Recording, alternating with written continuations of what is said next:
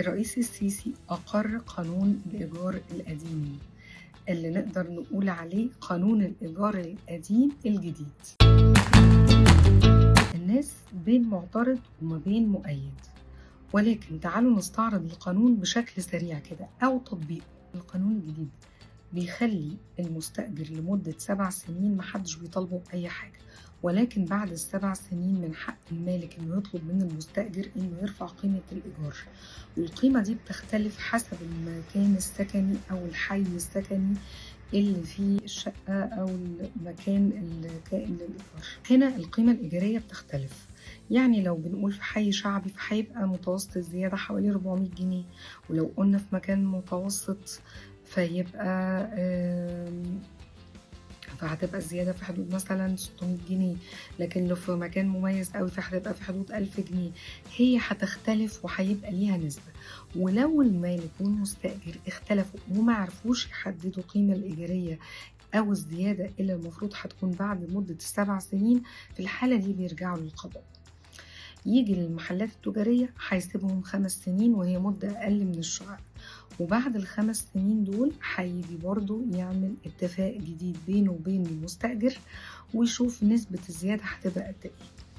طيب هنا الناس بقى مختلفة، في ناس شايفة انه ده ظلم للمستأجر، وفي ناس شايفة ان ده عدل للمالك. هو لا عدل ولا ظلم. اولا انا شايفة انه ال7 سنين دول حاجات كتيرة بتحصل فيهم قوي.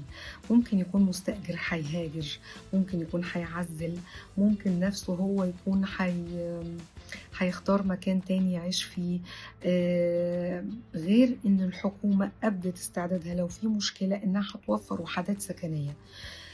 المالك يا جماعة في مصر بقى مظلوم، وانا هحكي عن تجارب شخصية لناس انا شفتها بيبقوا محتاجين للفلوس وعندهم عقار وعندهم فلوس مجمدة في شكل عقار ومش قادرين يستخدموه ولا قادرين يستفيدوا منه، والدخل اللي جاي لهم منه ضئيل جدا، لا يتناسب مع حجم وقيمة الأملاك اللي هم بيمتلكوها. فهنا لازم بس معلش كده نقف وقفة، احنا لازم نبقى فير. يعني احنا دلوقتي انا شايفة من وجهة نظري انه ال7 سنين دول وال5 سنين بالنسبة للمحلات التجارية هي مدة كافية جدا لأي حد، انه اولا لو بيفكر يغير المكان من اساسه هيبقى سهل، ولو ما فكرش وهيحصل بينه وبين الملك اتفاق فهيبقى برضو الفترة دي فترة حلوة للطرفين. فخلونا نقول يا رب القانون يتنفذ بشكل إيجابي وما يسببش أي إزعاج لأي حد من الطرفين، سواء كان المالك أو المستأجر.